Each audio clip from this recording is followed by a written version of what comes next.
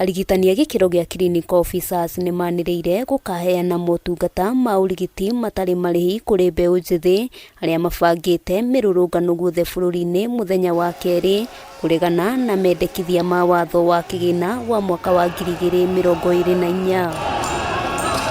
Arigitani aya arĩa marĩ mũgomo-inĩ ũrĩa ũingĩrĩte thikũ ya 44 ũmũthĩ moigĩte moete ikinya rĩrĩ amu matirĩ na ũndũ ũngĩ wa gwĩka, na arĩa makoretwo makĩyumĩria mĩrũrũngano-inĩ nĩ amwe a arĩa mathiaga kũmatha motungata ma ũrigiti thibitarĩ-inĩ cia mũingĩ.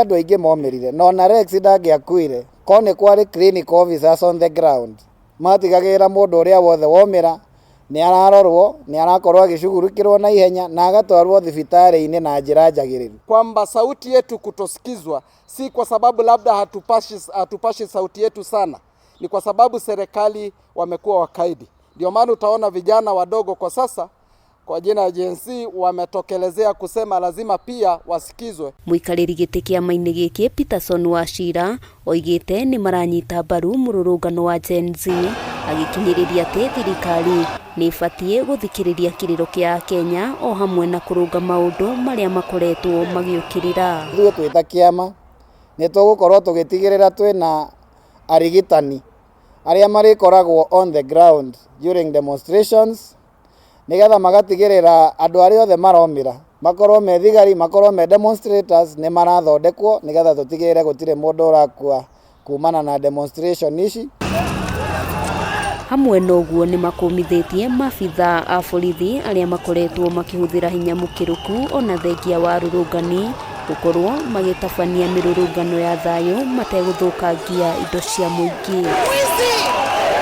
Gũtirĩ mũthigari wagĩrĩirwo nĩ gũkorwo akĩhũra mũndũ kana kũmũratha hĩndĩ ĩrĩa ara demonstrate, nĩ tondũ twĩna right ya gĩkatiba. Na gũkĩrĩ ũguo arigitani aya moigĩte nĩ megũthiĩ na mbere na kũgomera wĩra nginyagia rĩrĩa thirikari ĩrĩonania wendi wa gũkinyĩria mendekithia marĩa maiguithanĩirie. Tunaishi kama tuko nchi tofauti na wale viongozi ambao wanaotuongoza.